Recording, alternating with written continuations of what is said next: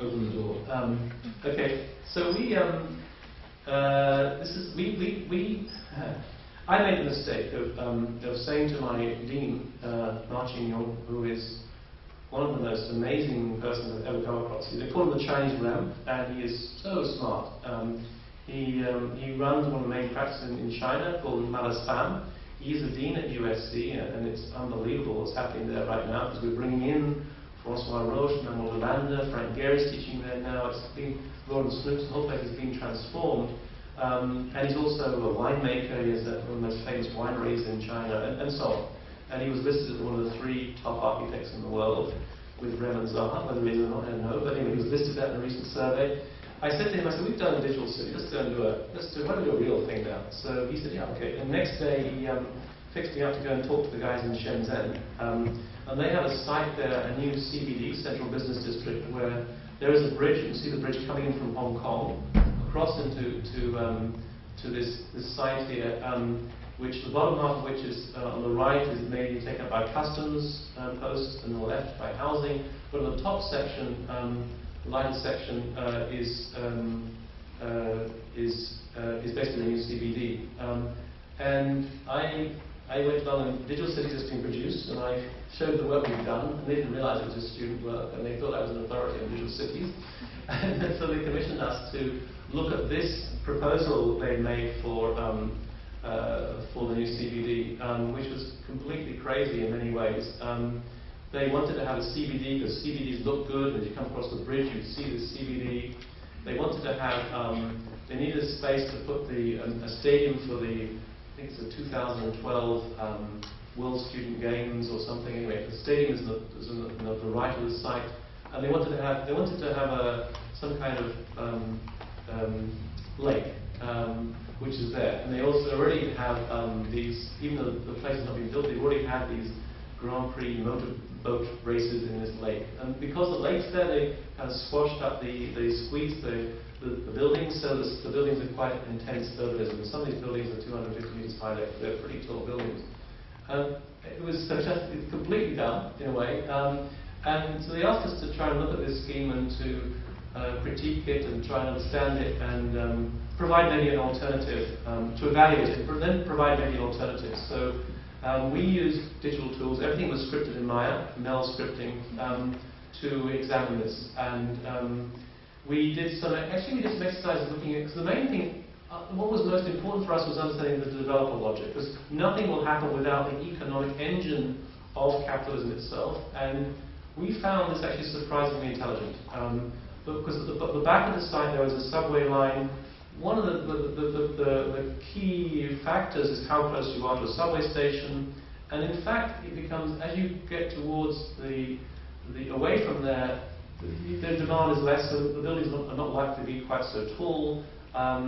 And we had a version of this, but actually we found that this model, in terms of the logic of the building, was not so stupid. It makes a lot of sense. And interestingly, the developers actually bought the sites, the plots, right by the subway stations. But the next step was to try and, so we had one group looking at developer logic, another group was looking at traffic logic. This may look simple, but it's incredibly complicated, I can tell you. To do a Mel script was trying to model the way that the traffic flows. Where the cars are turning red is where you're getting a traffic build-up, and often it occurs where you have to turn left against the flow of traffic. And this was modeled for a series of different sort of different conditions in terms of the speed and the volume of traffic to look at optimization. In the end, and then we tested out other scenarios about whether you would put in an extra subway station or increase the number of roads or whatever, or increase the number of buses. And we eventually found that actually the most intelligent, the most effective means was to devise a personal device, a kind of iPhone that would tell you the best way to get to work in the morning, whether there was a traffic hold up and you should go by bus or whatever. And then we looked at the individual buildings, and Shenzhen is an incredibly hot and humid place in the summer.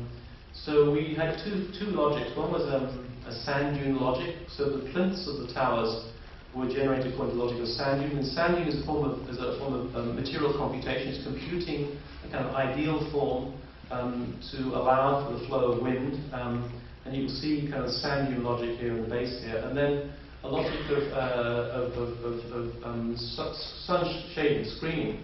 And this is actually a more sophisticated version of the one I showed you on Thursday for the building in Hong Kong with sun screening. This one is far more intelligent because that was just done for one day of the year, midsummer. This is done for a period from I think May to September, from 10 in the morning until 4 in the evening, and this was generated by the script. So these kind of hedgehog-like, spiky, pineapple-like, whatever buildings are actually born out of the computer. And interestingly enough, it's not the south-facing one that has the bigger shading, but the east and west, because the sun is lower to the east and west. I'm not quite sure why that little glitch appears, but that's what the computer generated. So, then we looked at pathways, the landscaping proposal, looking at using space syntax to understand the city around it, and through these kind of like these sand dune podiums and the towers that were being generated to look at the kind of connectivities between them. So this was the urban vision that we proposed as an alternative, where it was more ecological, and more friendly. Anyway, so that was the idea of a kind of more dynamic operation. I wanted us now, if we can shift to the PDF, show you just a glimpse of the kind of work that we're doing for the Swarm Intelligence book, and this is with Roland Snooks, and he's really an amazing guy. I really should look at the Cluj website. Amazing. There's a lot of information there in terms of scripts, in terms of reading material. You can find that. You go to the Parasite website. You can find the Cluj website off that. You can find Nick Pisker's website. You can find Francois Roche's, Marc Fournaise's, called The Very Many.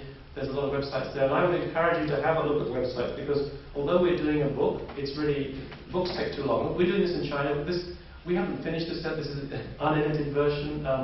It's going to come out in the middle of July. In the West, it takes 2 years to produce the book. So this is not going to be. So this is just a kind of example of what we're looking at. And the exhibition itself is going to be based of architectural work, but in the catalogue or the commentary, we've got a number of commentators from a different series of areas, and we're interested in how these ideas are feeding into all forms of intelligence, from the understanding how the economy operates to understanding how biological systems operate, how swarm robots work, and so on. So just seeing how architecture is not just is part of a bigger question.